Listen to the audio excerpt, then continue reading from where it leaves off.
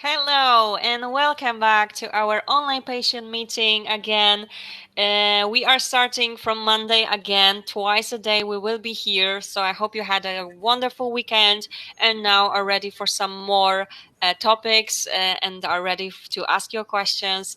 And well, as always, hi. Hi. This is Caroline. I am your host. And of course, tonight we have another topic to talk and discuss. And with us tonight is also Dr. Thomas here already. Hi, how are you? Hello. I'm fine. Happy to hear that. This is your second online patient event, so we are happy to have you back.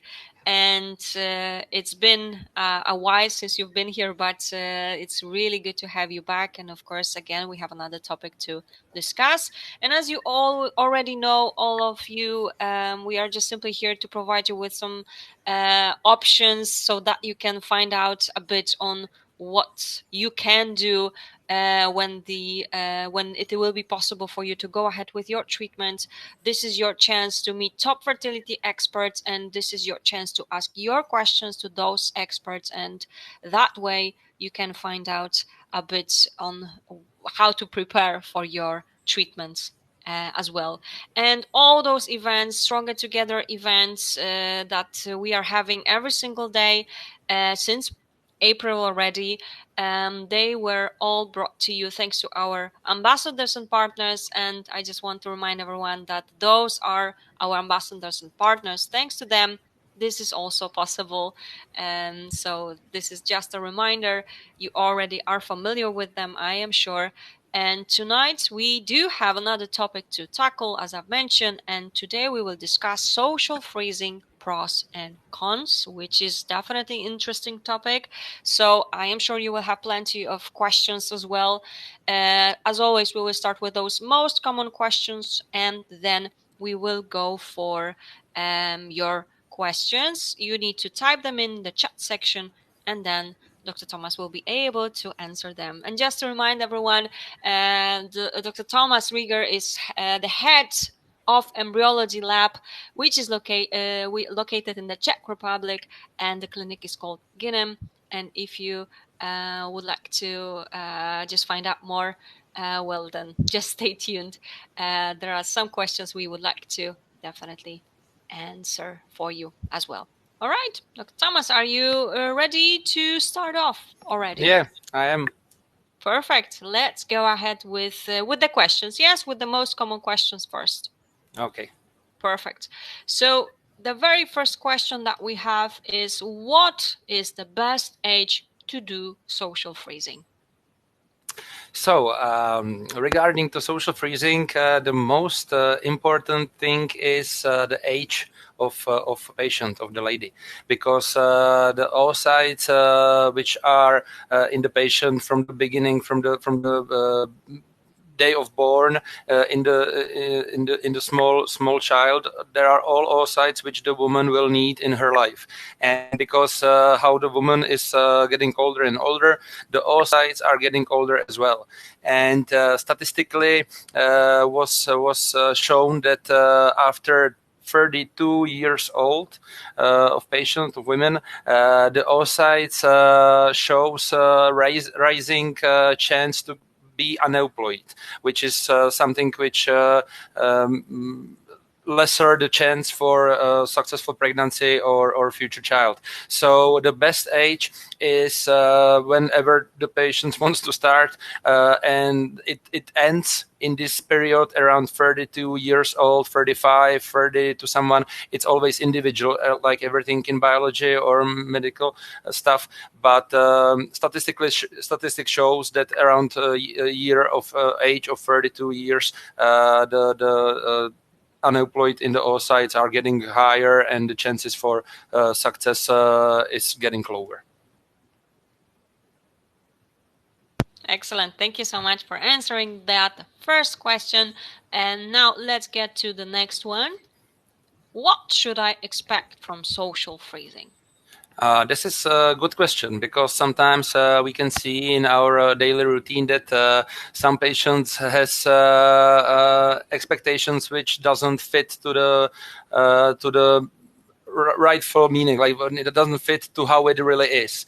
As I said, if patients come to our clinic or any other clinic in the age around 30, and they because they read something on internet or talked to a friend and they were thinking about keeping their fertility for future, maybe they can be in a case that in a situation when they didn't have any friend, close friend, husband or partner with whom they want to have baby now. So it's good to go to the clinic or fertility clinic and freeze their oocytes for the future use.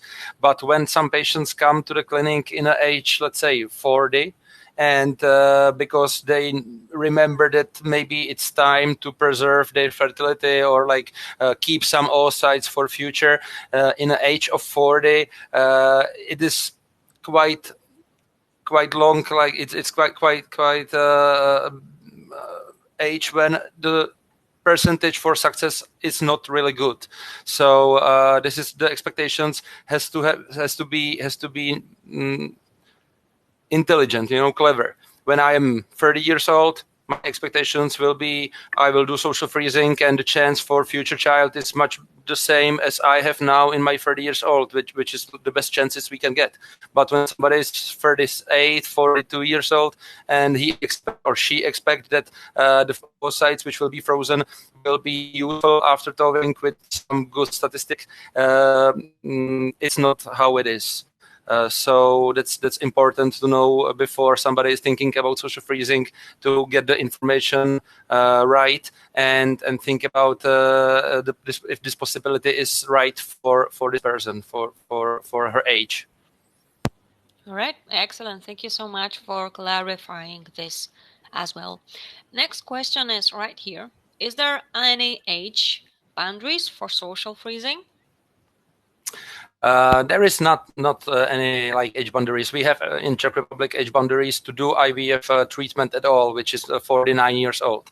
And if somebody will come in 48 years old, 40 years age, and wants to freeze their oocytes, and next year we can thaw them and use them for IVF cycle. And it can be, of course, successful, because when I say the statistics are getting lower, it doesn't mean that they are zero. There is still some chance, but it's just lower. So there is not like age boundaries for social freezing. There is only good to know that in a higher age, the chances are going down. And that's important to know. I see some statistics on conference when they said that in age 40 plus, to get at least one good blastocyst, you need around 30 oocytes, because not every oocyte is matured, every oocyte is fertilized, not every fertilized embryo will reach the blastocyst stage. Not every blastocyst is good enough to become a healthy child. So when you take all these things in place and you count how many like statistically oocytes you need for has a good chance to success, it was counted on 30 in the years in the age of 40. So this is good to know for some patients, because sometimes we have this situations when patients come in the age of, let's say, 42 and wants from us to save her fertility, but in this age it can be already late. All right, perfect. Thank you so much once again for that. And next one is it better for an IVF procedures to use fresh or frozen gametes? This question is important. Like there is not. Of course, there are many studies which are done on frozen gametes, fresh gametes, comparing these stuffs, and it again depends on the age. When we have fresh or frozen gametes of the young patient, the statistics shows that there are just slight differences. In the higher age, these differences is getting bigger, but still there are chances with the frozen gametes which were frozen in the higher age still for the success. But on the other hand, I'm a biologist, and when maybe everyone has some daily routine how he solves everything which is biological, which we can take food in place. If everybody maybe will agree with me that if I will have meat, which is biological thing, fresh, it's always better fresh than it when it's frozen and thawed.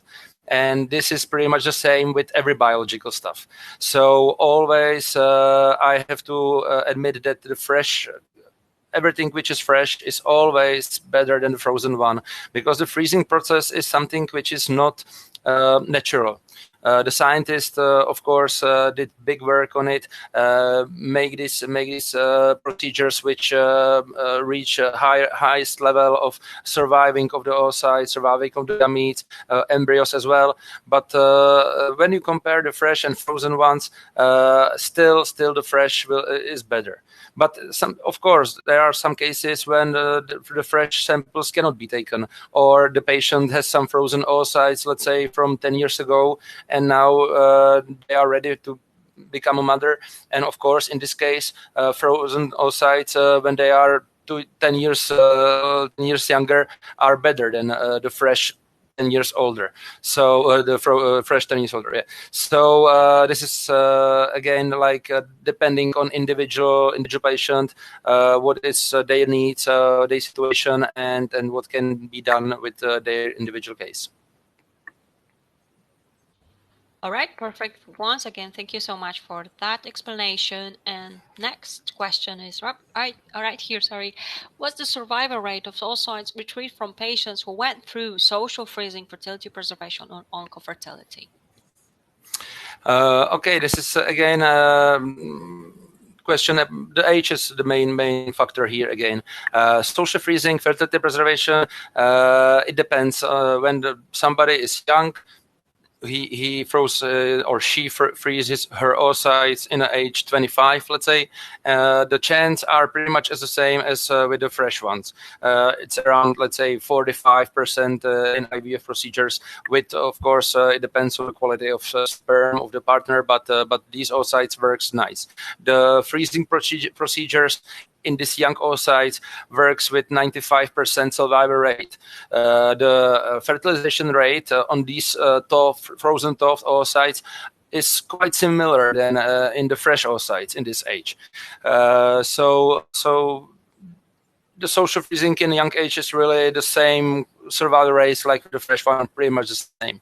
But when you take place the oncofertility preservation, sometimes happens, it always depends on the age. So when the patient is like, let's say, 39 years old, and because of course in some cases the preservation of the oocytes is the only way how can the patient has his own her own baby in the future, because it can happen that she will have no her own oocytes later.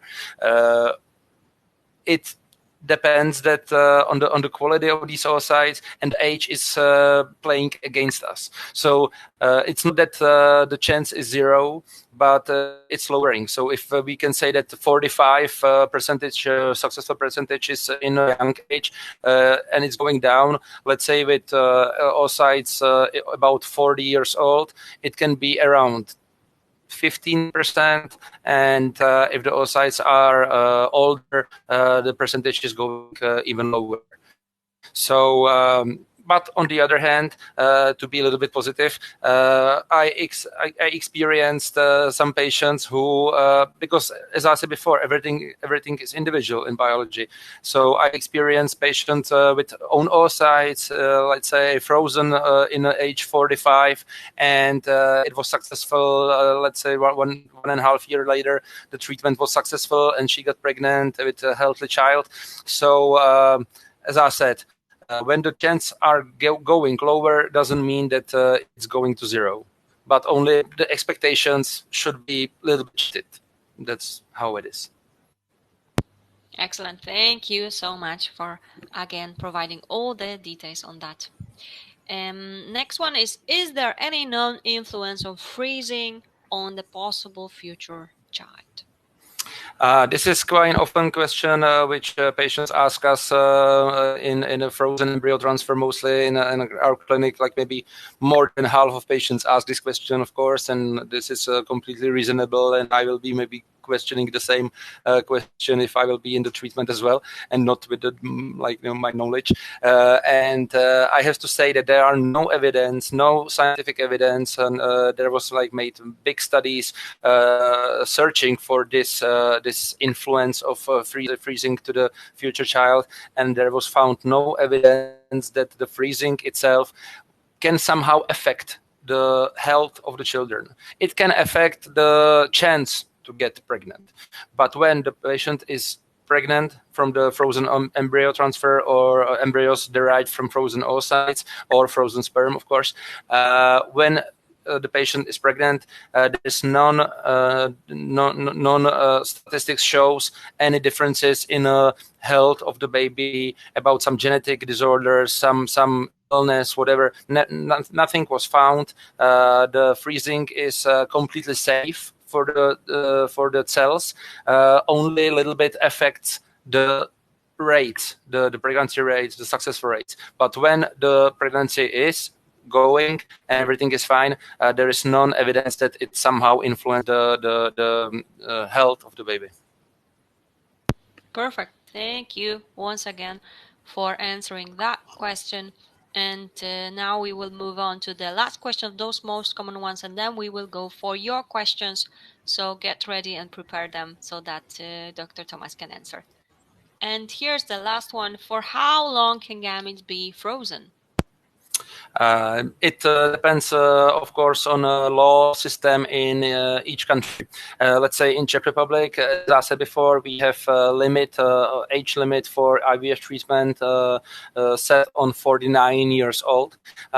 So when somebody freezes sperm or oocytes in age 20, they can be frozen for 30 years, let's say.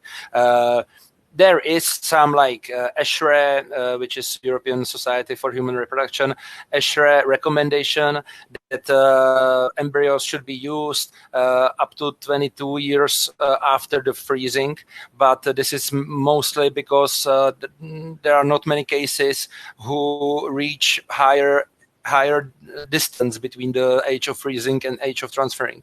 But if we look on it in a biological way, the freezing itself, or the staying in the cryotank in a liquid nitrogen, is like when you can imagine it like if you will slow the time, and let's say for oocyte in the normal temperature, 1 minute or 1 hour is 1 hour of age. But when we lower the temperature from the room temperature, 22 degrees of Celsius, to the liquid nitrogen, which is minus 197 degrees of Celsius,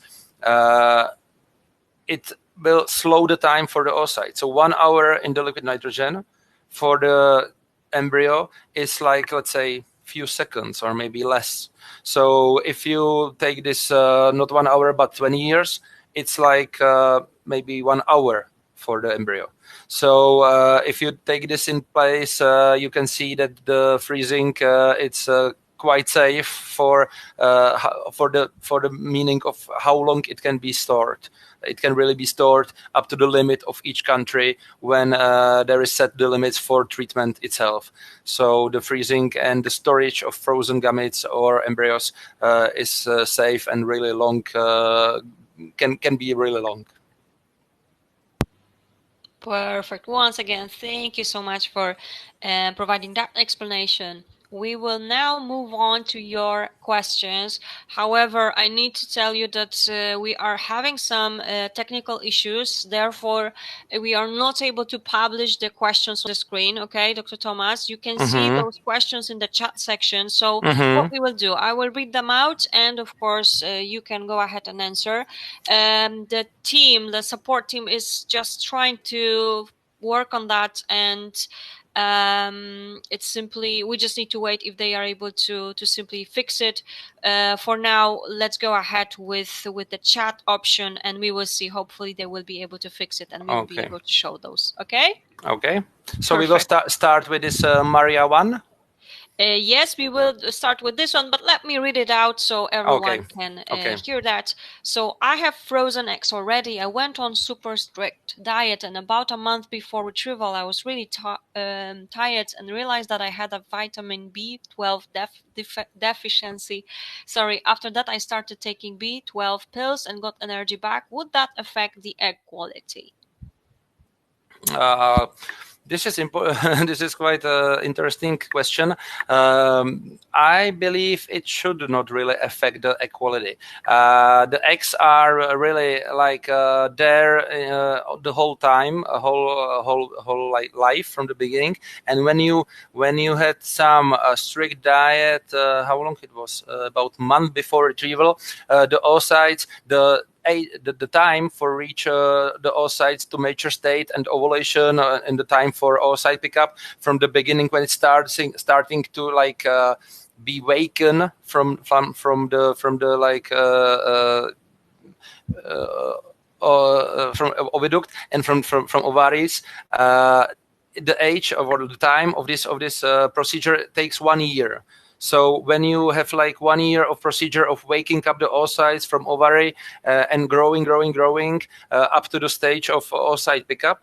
So when you like last month, which is only 1/12 of this whole period, 1 month do something like you said, some diet, it should not really affect the quality of oocytes, because the genetic information, which is the most important thing, is in the oocyte already, still like this 1 year or like from the beginning. But this diet can somehow change the quality of, let's say, cytoplasmatic quality or these stuffs. But because we have these oocytes in mediums which are full of all these vitamins or all these growing factors and stuffs, so even if the oocytes will have some deficiency of some vital vitamin or growth factor, it will take it from the medium which we in which we store the oocytes before the freezing. And the most important thing is the genetic information, and this shouldn't be somehow affected by some diet. So I believe you should not be worried about these oocytes. Okay, thank you. There's a follow-up at the very bottom, if you could take a look. So I had a diet, yes, about 4 months before, but about 1 month before collection was when I started feeling really tired. So this is additional information. And I'm looking for it. I died this about 4 months before, but about 1. Again, as I said, the deficiency in some vitamins or some nutrition things can be filled from the surroundings, and because we surrounding the oocytes between the oocyte pickup and the freezing of oocytes at least 2 hours in mediums which are really rich of everything nutritive for the oocytes, every vitamins, every growth factors. So everything which will be lower in the oocyte will take from the surroundings. So I should not be worried about it. The more important question is on the genetic information, which can be good or wrong, but it shouldn't be somehow affected by some nutrition level, I don't believe. All right, perfect. Thank you so much for answering that question and for your question as well, of course. And so next question is, how long can you store my frozen eggs? You have actually mentioned this so far, but if you could just... as I said before, it's more depends on the law strictness in each state. I'm not don't know where Anna is from, but in Czech Republic, if you have eggs frozen in age, let's say 20, 25, you can keep them. Again, there are some recommendations, but these recommendations are only made because of like safetiness, but this safetiness is not really somehow known, because there are not some studies with big files which can show some like truth how it really is. the storage of oocytes longer than, let's say, 15 years, because the oocyte storage process, the freezing of oocytes, it's process which is maybe 10 years old, not older. So there are not like many patients who has reached this 10 years period, and not longer, of course. So I believe there are no evidence that it should somehow harm the oocytes. If, as I said before, from biological point of view, when the time is slower, much as it is in liquid nitrogen, if there is 8 years or 16 years, it's for the oocyte only, let's say, 1 hour more. I don't believe that the difference between, let's say, 10 years and 15 years is somehow crucial. It's like maybe the chances is going a little bit lower, but not in a manner of years, in manner of decades, maybe. All right, perfect. Thank you again for that. And next question is, can PGD be performed on embryos from frozen eggs? Yeah, answer to this question is of course yes.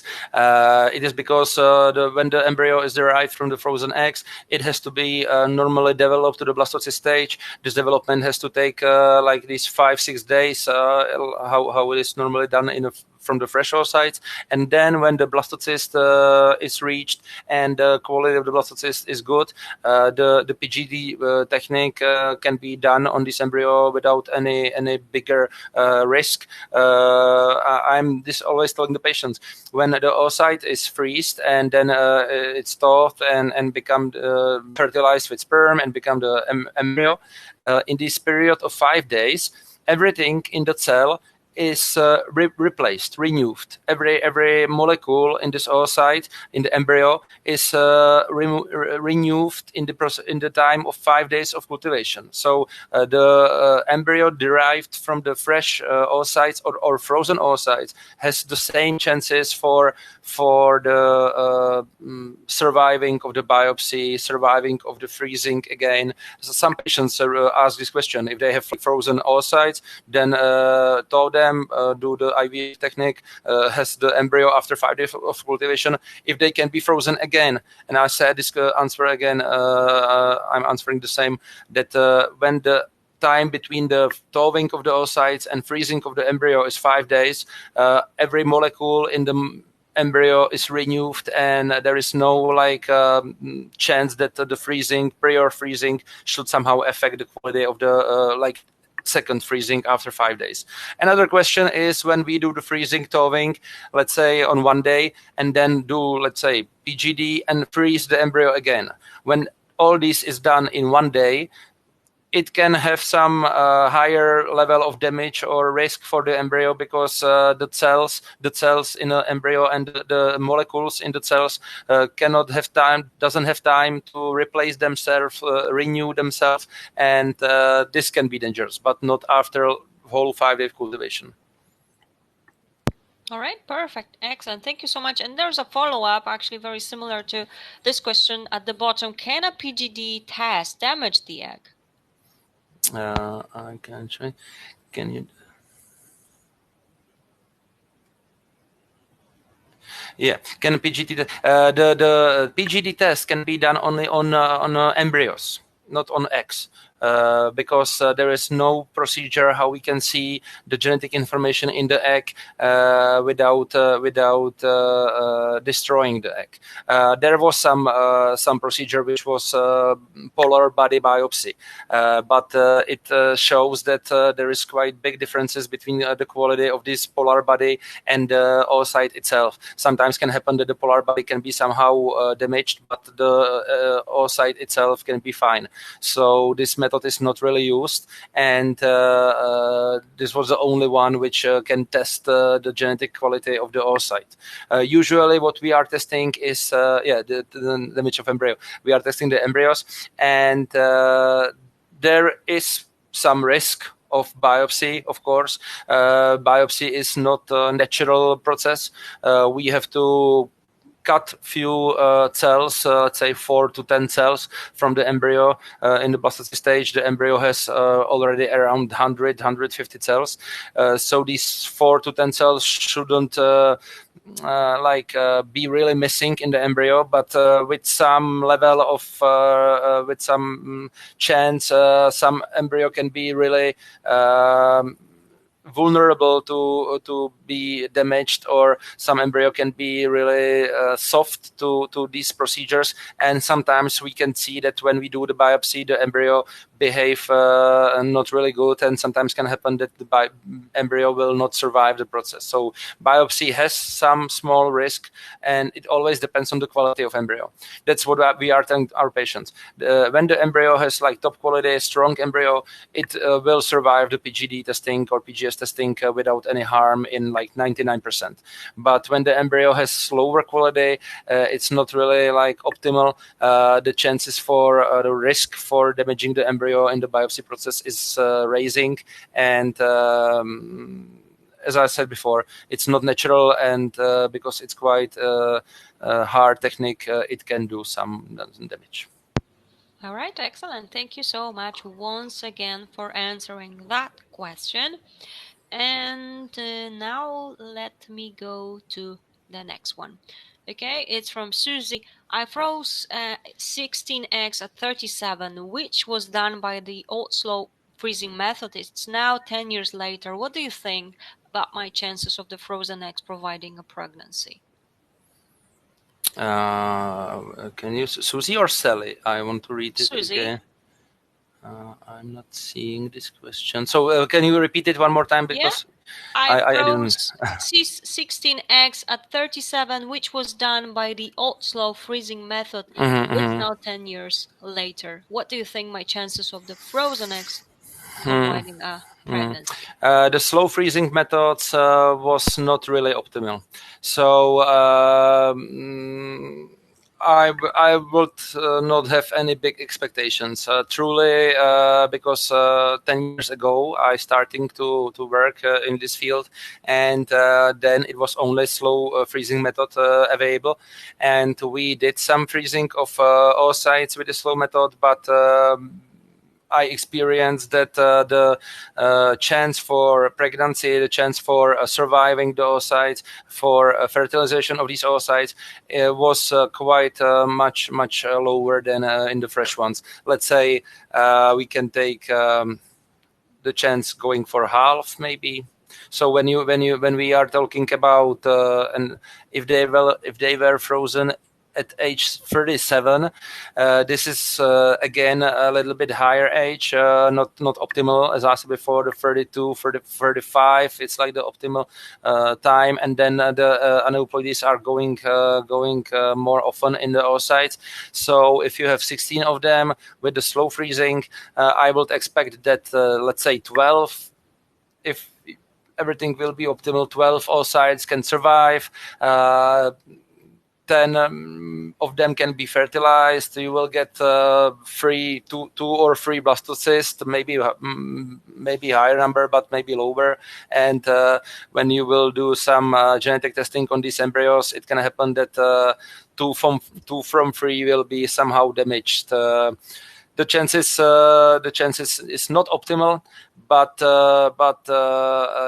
as I said, it's really all individual. So it can happen that you were lucky and this method will work for you better, because I have this experience that some patients oocytes behave or like react better on the slow freezing, and somebody's oocytes react badly. So I couldn't say how it will be with your oocytes, and if you will be lucky, the chance is can be quite fine, but on the other hand, you can be unlucky, and then the chance can be really low. It's hard to tell like how it will be. Okay. Thank you again for that explanation. I missed one question. Sorry about that. So now it's question from Anna. Okay. Mm-hmm. What are success rates from frozen oocytes? Your experience? We in our clinic, because there are some data on internet, of course, and it always depends on the amount of patients who undergo or are participating in the study. And what I read was that it can be up to 40% of percentage pregnancy rates, which is almost as the same as with the fresh oocytes. But in our clinic, we have the smaller number of the cases. So in our clinic, it was only 33%, but it was really done only in 20 patients in last year, because not every patient undergo this all freezing and then transferring of the frozen oocytes embryos or like derived from the frozen oocytes. So we had 33% success rate, but done on a small file, only 20 patients was included. So I believe with it can be again, it depends on the age. If the age of freezing of the oocytes was low, was quite like below 32 years old, the chances can be up to similar to fresh ones, maybe a little bit lower, but it can be over 40% for sure, I believe. All right, perfect. Again, thank you so much for this. And now we will go to the question from Angela. It's a bit longer one. I will be using young 23-year-old successful previous donor oocytes. We will use my husband's frozen sperm, which was slow frozen assisted 12 years ago. What do you think the outcome might be in terms of success? We will be doing full PGTA on the embryos. Also, do you know if a test for infectious diseases can be done on my husband's sperm, because it was not done 12 years ago, as I would have been the recipient, but now that we need a surrogate, all the clinics are requiring this. So I will be going like from the top. So if you will use donor oocytes when the donor is 23 years old, this is completely fine. There should be any like problems or risk with some lowering of some pregnancy rates or something like that. Using of the slow frozen assistant for sperms is normal. There is not like there is new vitrification, fast freezing for the sperm as well, but it's not really often used. The slow freezing for sperms we are using every day, and the results are quite good. So it more depends not on like how it was frozen, but what was the quality of the sperm. So when if we will take if you will go with like normal spermia, I don't know how your husband's sperm was quality enough. Pardon. So if he had normal spermia, and you will have these young oocytes, the chances are really high. We have in our clinics chances in these cases around over 60%. Excuse me. And if you will do PGT screening on the embryos, it's only it's only hiring the chances. So I believe 60% is the chance for you. And the last question was about the surrogate mother. See, when the surrogate mother is young or young, the age of the uterus is not as important as the age of the gametes. So even if the surrogate mother will be around 40 years old, let's say, if her uterus will be working fine, and you will have young oocytes, your husband's sperm, you will have good blastocysts tested by PGTA, with the result that they will be euploid, you can have around 60% chance for success. All right, perfect. Thank you. There was additional information as well. Okay, so yes, DNA fragmentation was done. It's the best sample of the ones the couple have. Yeah. It was done. Yeah. DNA fragmentation is a method which shows only that DNA fragmentation is normal process. Every sperm sample from every man undergo this DNA fragmentation process normally, and it always affects, let's say, in the best possibility 30-40% of the sperm, in the worst possibility, let's say 70% of the sperm, but still, even if the fragmentation is a little bit higher, there is still chance that there will be some sperm with good DNA, with good genetic quality, and there are some methods how to choose the best sperm from the Toft sample, and of course, if you want to higher your chance, it's always good to use these pre-selection methods before the fertilization. And as I said, if you will have these oocytes from the donor from the age 23, if the oocytes will be quality, because everything is individual. Unfortunately, sometimes happens that even with the young donors, the quality of the oocytes can be not optimal sometimes. But usually, statistically, these young donors works completely fine. And if everything will be like in a norm, there should be no problem with reaching the pregnancy. I believe the chances are over 50%. All right. Perfect. Thank you.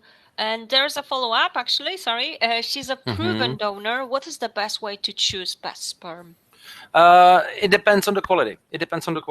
I don't know how many sperm does your husband had in the time of freezing, if it was like 20 millions or 4 millions. It depends, because when after thawing, there will be more than 10 million sperm per milliliter, motile sperm per milliliter.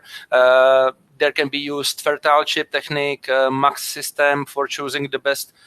40 millions after thawing, yeah. So that's completely fine. We have in our clinic 4 ways how we can pre-select the sperm before the fertilization, and there can be all combined. With a sperm sample of this quality, with 40 millions motile sperm after thawing, all of them can be used. My recommendation will be fertile chip. Fertile chip is the method which is focused on the motility of the sperm, and only the sperm with the best motility can go through this chip, and the embryologist can suck these sperm with the perfect motility on the other side of the chip, and then they can be used for the fertilization.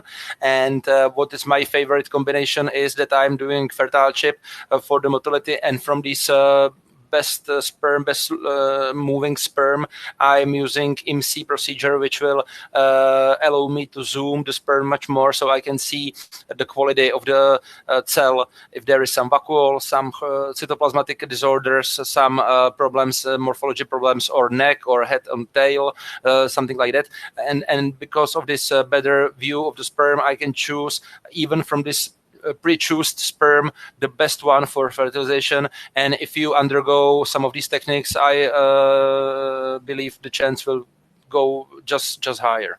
And my recommendation, what I will recommend with this sample will be fertile chip and IMC procedure. All right, excellent. Thank you so much for that advice. And we are able to get ahead with the next question from Sally. I am 38 and have done freezing eggs twice at 37 and collected a total of 8 eggs. Now I would like to do freezing for the 3rd time to collect more eggs. How many times is safe to take IVF injections not to be worried about the increased risk of ovarian cancer? With 8 frozen eggs, how much % there is a chance to get pregnant?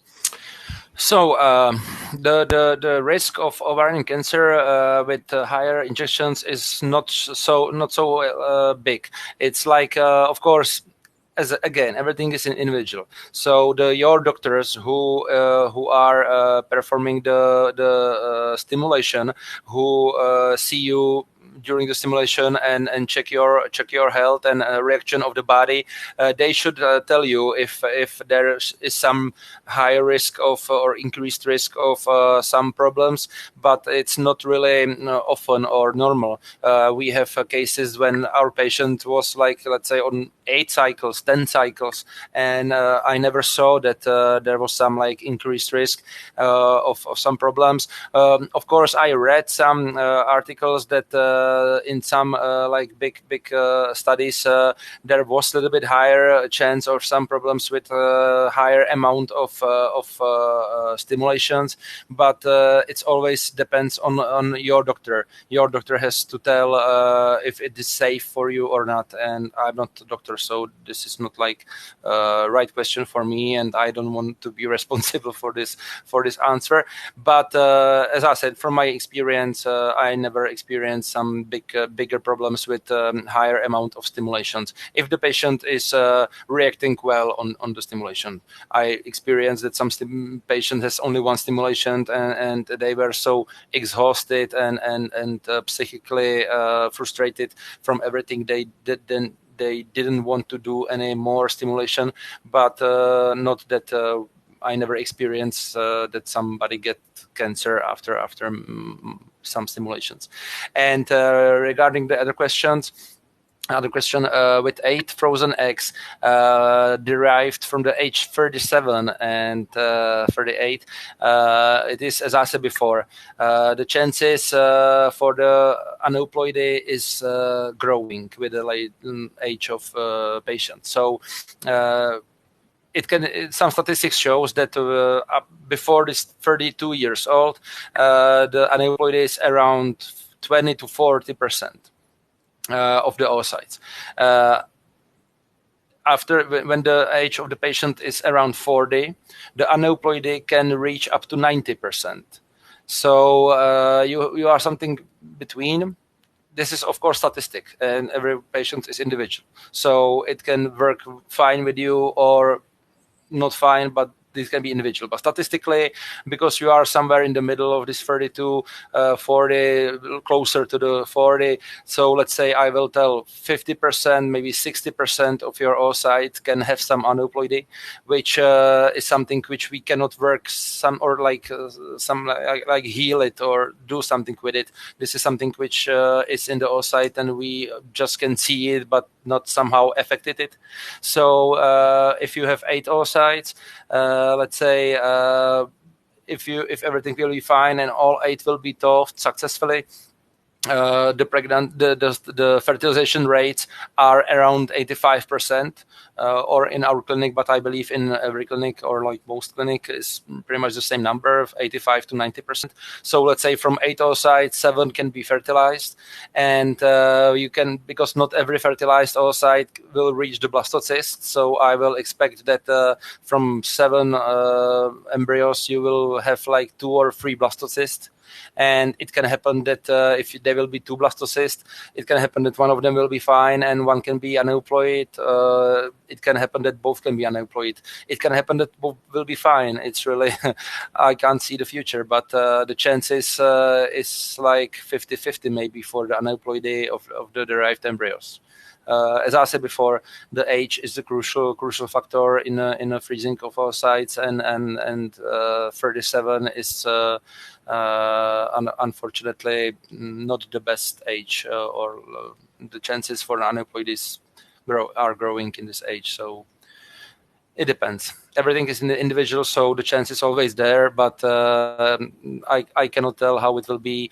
You can be lucky and everything will be fine. You can be less lucky and the embryos can be affected with some genetic disorders. All right, thank you so much again for yet another explanation to the question. And next question is, can you do genetic testing on fresh oocytes? As I said before, the genetic testing on oocytes is not really used. There is this method, as I said before, the polar body biopsy, but the results from this biopsy is not optimal, so it's not really used like commonly. It's more used for scientific reasons, not for treatment. And there is not some other method how we can test the oocytes. So it always depends how quality will be the embryo, and it always depends how quality will be the sperm sample or the sperm which will be used for fertilization. And So answer is that in our clinic, we are not doing any genetic testing on oocytes, only on embryos, and usually this is not really used in overall in the world. I know that somewhere I heard that somewhere they are doing these procedures, but I don't really see any big importance of this, because the result from the polar body could not be the same as from the oocyte. So there is a risk that the genetic result will be the polar body is wrong, and you will discard this oocyte, but the oocyte can be useful and it can be the future healthy child. So I believe it's much more better to testing the embryos than the oocytes. All right, perfect. Thank you again for clarifying that to us as well. And next one is, will DHEA improve equality? DHEA, I'm looking for it. I don't know how it's hormone DHEA. Yeah. I don't really. I don't know. I really don't know. I never read some study focused on this. I never looked for this precise study for truly, and I didn't experience any patient who undergo the treatment with these hormones. So. I'm sorry, but maybe this is a better question for doctors, because doctors are the guys who are doing the stimulations, and they should be much more able to answer this question than me. Okay, thank you again so much for this again, of course. And well, you can always, let me just send you a link. Of course, you can always get in touch with the clinic and their team, and I'm sure they will be able to provide you more details. I'm sure Dr. Thomas is able to ask the colleague, and they will definitely get back to you with more details if you would like to. Okay, and next question is right here. And let me just have a look. Okay, sorry. Yeah, it's from Maria. What are your thoughts on transporting frozen eggs to another country? PGS is illegal in my country, so I might have bigger chance of pregnancy if going abroad. Um, I don't like that. We are quite commonly doing some transportation of gametes or embryos from abroad, like let's say from Europe countries, even from US or more distant countries, and it more depends on how the embryo is quality or the eggs, how the egg will be quality. So what will be quality of the eggs? So what age they are derived from? How is the laboratory? If the laboratory is quality enough to know how to freeze the oocytes properly, if they used a good technique, the vitrification process, not the slow freezing method, and all these things can really affect the quality of the oocytes. And of course, the transportation itself do no extra risk or harm. So if the PGS testing is illegal in your country and you are convinced to do this genetic testing in your embryos, because it's important to know that there are some risk with the PGD testing. As I said before, it's a quite invasive technique for the embryo, so the embryo can have problem with the biopsy itself, or some embryos can have problem with biopsy itself, and sometimes the results from the PGTA testing can be a little bit confused, or not like confused, but sometimes can happen that there can be some mosaicism in embryos, and because of this mosaicism, the genetics can't tell if the embryo is fine or not. So it can happen that even after the biopsy, which is a little bit hard for the embryo, the freezing, which again, it's not like improving the embryo, the results can be that really the result is none, like they don't know if the embryo is fine or not, which happens maybe in 30% of cases. So it's always important to take all these like risks together and think about it. If these all stuffs, hiring reason why to do it. So it depends. If your age is higher, it is good indication for a PGT-A testing. But if you are a young patient with a small chance to, like a smaller statistical chance to have problems of some genetic disorders in embryos, maybe the biopsy and freezing and sometimes the information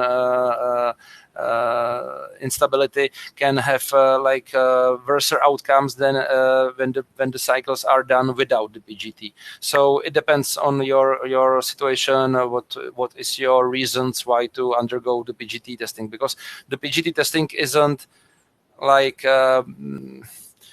for everyone. I believe when somebody is really young and has good quality oocyte, good quality sperms, the PGT can only affect the results to negative or like to lowering the results. When you are, of course, older, there is a bigger risk that the embryos will be influenced by the age. Of course, in this cases, the PGT testing is reasonable, and in this case, it can do good job for you. And if you are this case, the transporting to other country shouldn't somehow affect the quality of the oocyte. So the transporting is not problem. Okay, there's additional information. So Maria is 39, and when I was 39 when she froze them, I want to avoid a child with Down syndrome or miscarriages.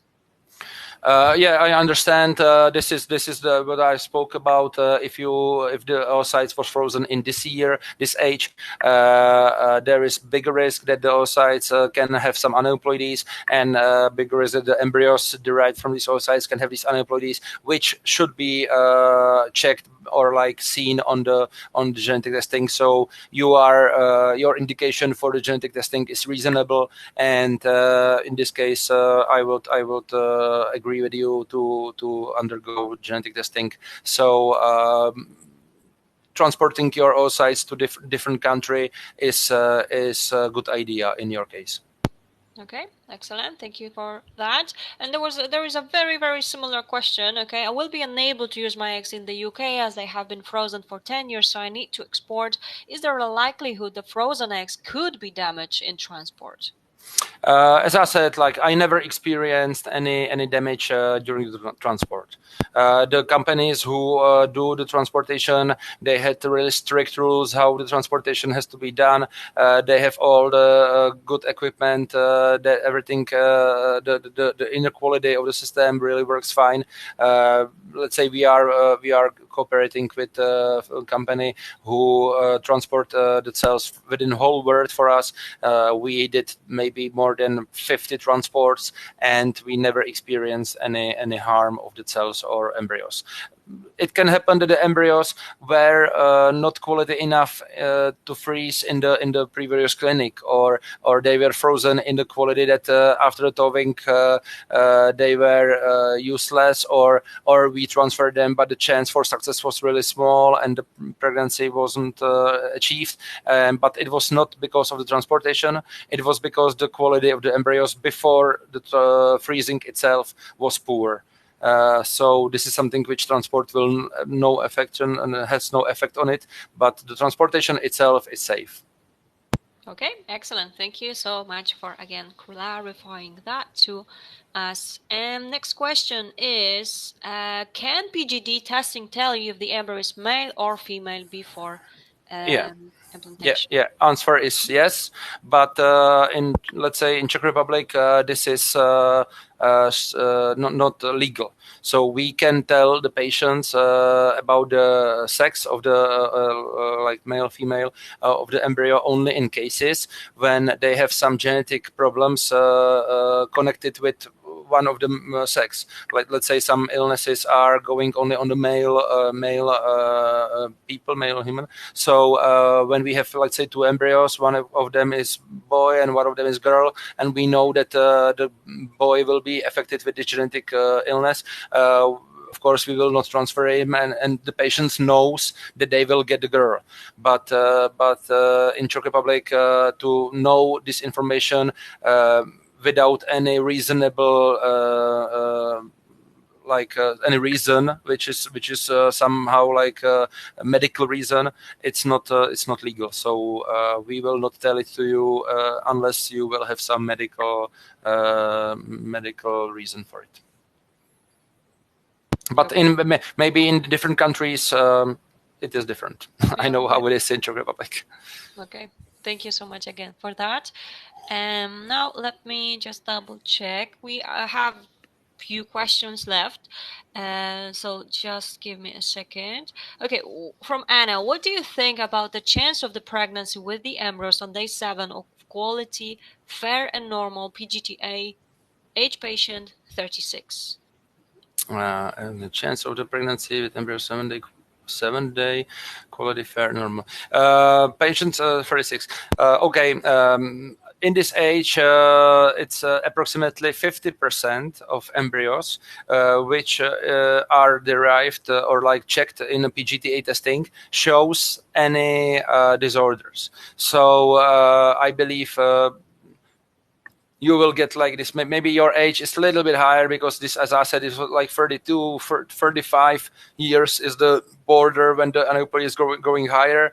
Before this 35 years old, 50% of embryos still shows any some problems. So I believe in your case, it can be around this 50-50 chance that the embryos will be somehow genetically good or bad. Okay. Perfect. Thank you so much. There are like 2 questions left, so we will be slowly finishing. So if you have any questions left, go ahead and type them in right now. This will be like a final call for all those questions. And the next question is right here. So can PGD biopsy be done on embryos that are arrested before blastocyst stage, just to check if they were actually aneuploid, sorry.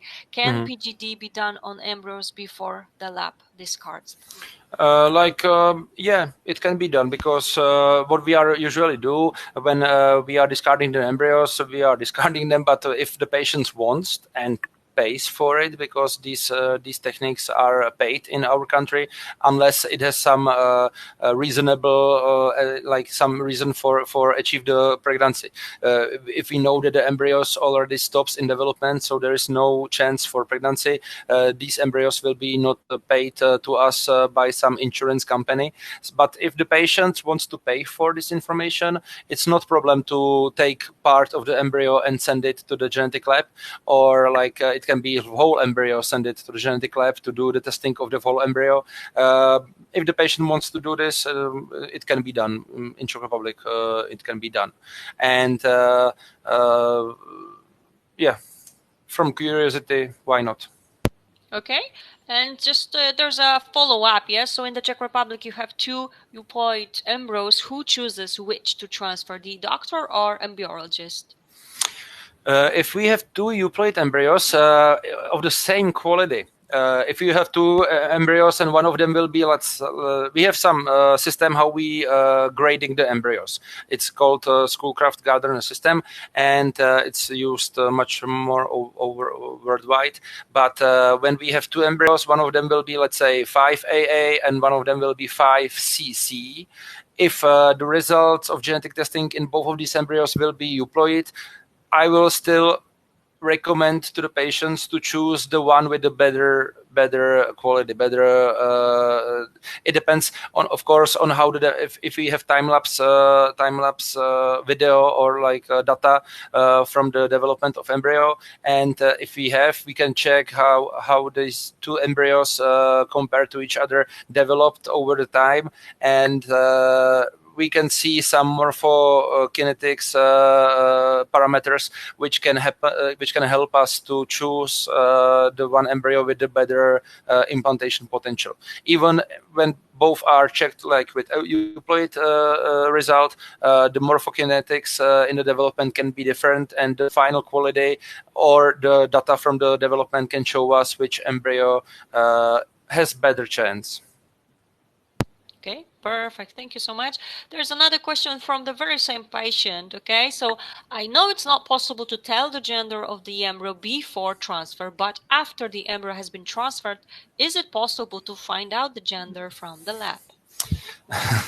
This is a tricky question. I'm not sure. I have to. I need to check the law how it's really written. But we just are unable to tell the patients the sex of the patient of the embryo. If it will be in the period like a few months before, because it can happen, or in this case, if we will like think about every possible cases, somebody can tell that they will transfer the embryo, some patients, because they wanted only girls because they have, let's say, 3 boys, or what can be the reasons, I don't know. And when after the transfer, we will tell them that the embryo was boy, and the patients will take some pills, do something which should affect the pregnancy. This is something which we don't want to. So in this case, I believe I will be really like, and I believe maybe it's not really, not really what we can do by law. But if somebody will ask me, and it will be like 1 month before delivery, but in this phase you already know what is the sex of the child. So I believe we cannot tell it even after the transfer, because the reason is the same, that the patients can somehow then do something which will stop the pregnancy, and this is the reason why this is in our law system mentioned. Okay, thank you again for that. And so could you tell us what are the ethnicity of the donor you have in your clinic? Yeah, we have in Czech Republic only in this phase. So we are communicating with some abroad companies as well, but in this phase we have only Czech donors. So ethnicity in Czech is Caucasian. We have few donors which are like Indian race. Because they are like gypsy, so it's a little bit affected by this Indian race, but most of them are Caucasian race, and in the male donors, all of them are Caucasian. So we are using our Czech donors, and that's what we are here. Okay, thank you. And looks like it is our last question for tonight, but if you have any other ones, just go ahead and type them in. The last question is PGD indicated when we use an egg donor? From my point of view, I don't see any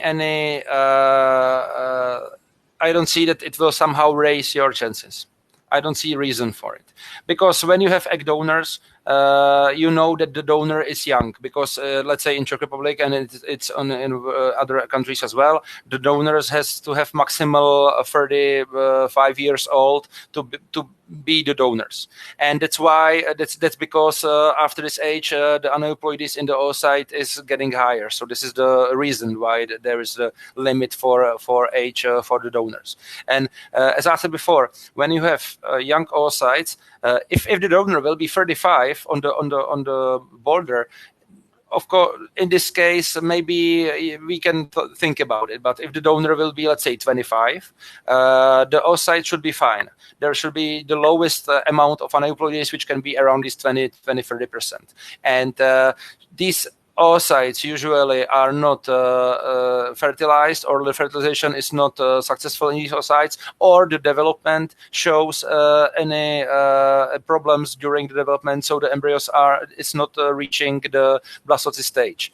So when we have good blastocyst, good quality blastocyst embryos derived from the young oocyte, there is a really big chance that the genetic quality of these embryos will be fine.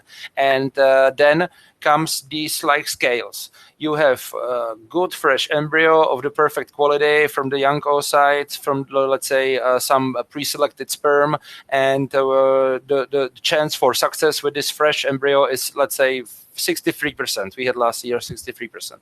And when you do the biopsy, you are a little bit harming the embryo, little bit, but still a little bit.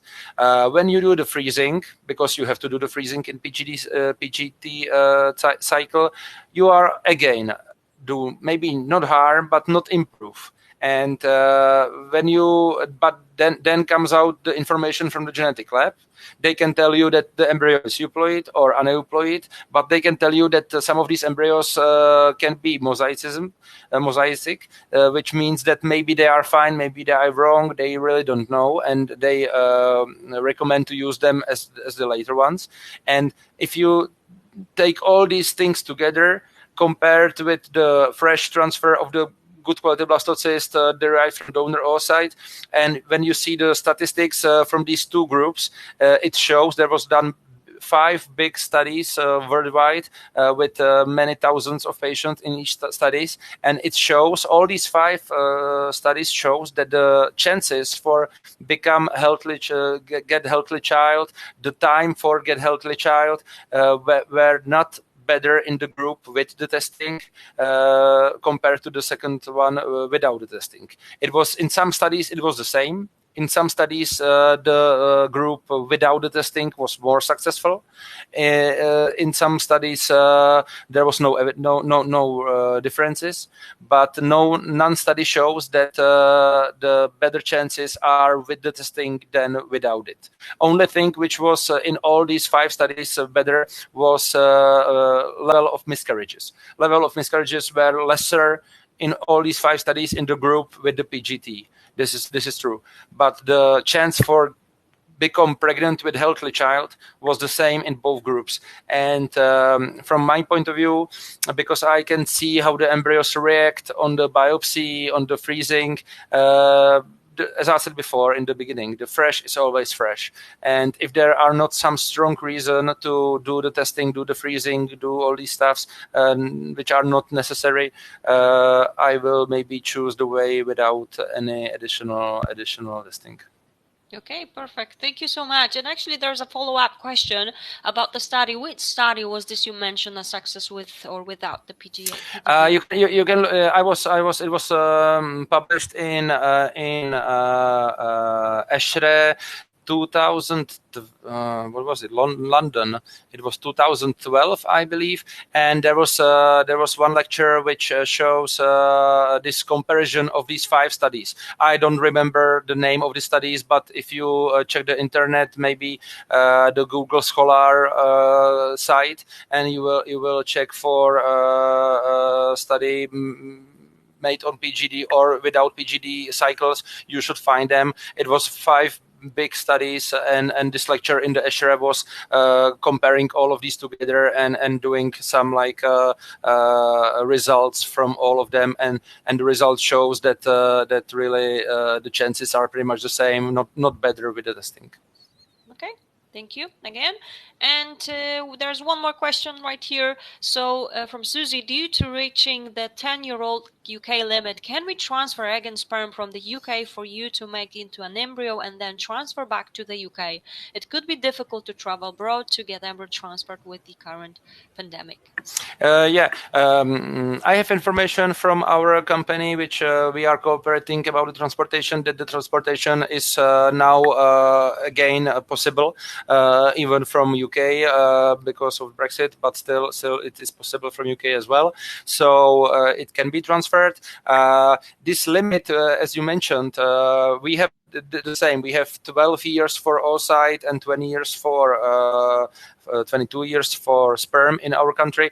But this is only limit that we have to have some limit. But if you will sign that you understood that there is maybe higher risk, but the question is really how higher to get healthy embryos from these sperm and oocytes. If you will sign that you agree with the procedure, we can do this. We can fertilize the oocytes with your sperm or sperm which you will get to us, and we can freeze the oocytes or embryos, and we can transfer the embryos back to UK.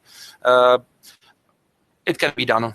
I believe that maybe it will be better to get the cells to our clinic, do the fertilization, and then come here to transfer. But maybe because of pandemic situation, the transport will be easier option for you, so it can be done.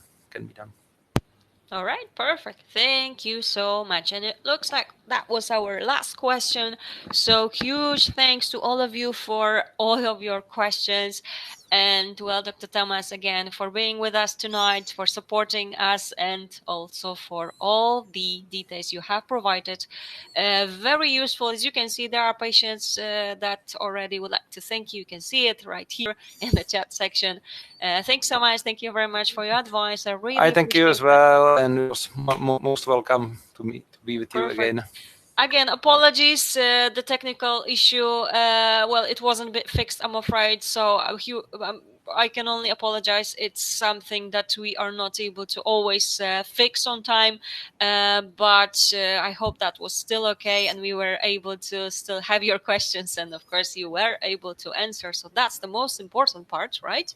It was fine. So huge thank you as well. And well, that will be it for tonight. However, remember, we do have another